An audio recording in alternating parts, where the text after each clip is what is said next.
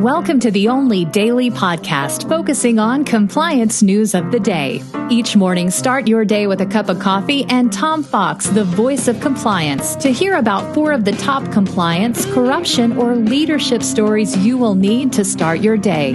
The Daily Compliance News is a production of the Compliance Podcast Network. September 14, 2020, the Wonder Woman Delayed Again edition. And first up, Dan Snyder, no doubt one of the worst owners in all of professional sports and perhaps the worst owner in the NFL, cannot seem to figure out how to name or rename his football team. After having dropped the former name Redskins, he couldn't get it together in time to select a new name for the season. So he went with the name Washington Football Team and now says that he may take that on by default. This guy is just beyond the pale in terms of his idiocy and what went on under his tutelage in terms of the sexual harassment the Washington Post has well documented.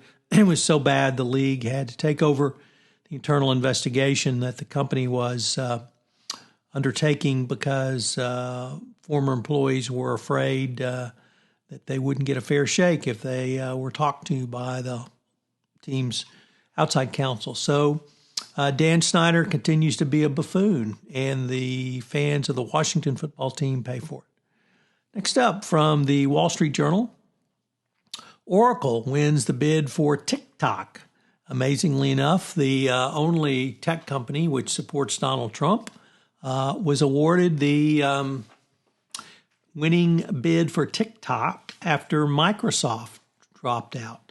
What Oracle can do with TikTok, of course, is unknown at this point because the Chinese government basically said you can buy the car, but you can't buy the engine. So Oracle is not known for their consumer-facing products, so it's going to be interesting to see how they're going to do this one. Next up, in a really great series of articles in the New York Times magazine this weekend, it looked at 50 years from Milton Friedman's seminal article, The Social Responsibility of Businesses to Increase Profits. And this was a keystone of conservative thought from Reagan, Thatcher, and going forward. And certainly not Donald Trump with his multiple bankruptcies. Nevertheless, it influenced a large generation, 50 years of thinkers, and destroyed the corporation as having multiple stakeholders.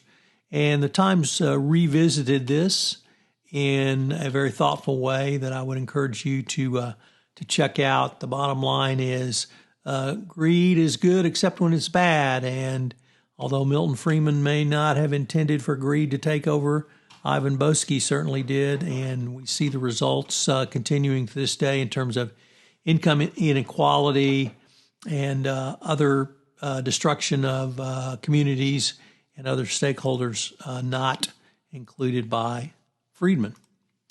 And finally, the movie business just can't figure it out. They have delayed Wonder Woman 1984 yet again, from October 2 until Christmas Day.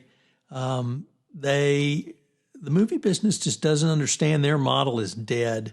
People are not going to go back to movie theaters. They're not going to pack them in like they did. I'm sure many of the listeners have packed in for opening day. I certainly did, but no longer. The Daily Compliance News is a production of the Compliance Podcast Network and a proud member of C-Suite Radio. Thanks so much for listening. I hope you'll join me again tomorrow.